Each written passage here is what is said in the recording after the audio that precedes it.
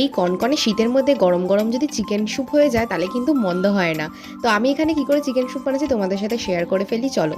তো এখানে দেখো ভেজিসগুলো কেটে রেখেছি, আর এখানে কড়াইয়ের মধ্যে জল নুন দিয়ে ভালো করে ব্রকলিগুলোকে সেদ্ধ করে নিয়েছি। ওই জলটা কিন্তু আমি ফেলে নিই, ওই ব্রকলির জলের মধ্যে হালকা করে চিকেনটাকে সেদ্ধ করে নিয়েছি। তো চিকেনটা আবার হালকা খাতে একটু ঝুড়ো করে নিয়েছি, আর ওই চিকেনের যে জলটা রয়েছে সেটা কিন্তু আমি একটা সাইডে রেখে দিয়েছি।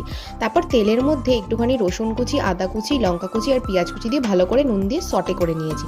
তারপরে আস্তে আস্তে ভেজিসগুলো দিয়ে দিয়েছি, যেরকম হচ্ছে গাজর ছিল, ব্রকলি ছিল, ওগুলোকে একটুখানি ব্ল্যাক পেপার দিয়ে হালকা করে সটে করে নিয়েছি। তারপরে চিকেনগুলোকে দিয়ে আর একটু ভালো করে সটে করেছি। বললাম না চিকেনের জলটা রেখে দিয়েছিলাম, ওটা কিন্তু এখন আমি ইউজ করছি, তো এক্সট্রা করে আলাদা আমার জল লাগেনি। স্যুপটাকে একটু স্পাইসি করার জন্য হট সস আর সোয়া সস দিয়েছি। তার বাটির মধ্যে ডিম, গোলমরিচগুলো নুন দিয়ে ওই স্যুপটার মধ্যে দিয়ে দিয়েছি। এই স্যুপটার মধ্যে কিন্তু কর্নফ্লাওয়ার ইউজ করিনি, তোমরা চাইলে ইউজ করতে পারো, কর্নফ্লাওয়ার দিলে একটু থিকনেসটা বেশি হয়। এইরকম ভিডিও দেখার জন্য আমার চ্যানেলটা কিন্তু অবশ্যই সাবস্ক্রাইব করে দিও। দেখা হচ্ছে অন্য কোনো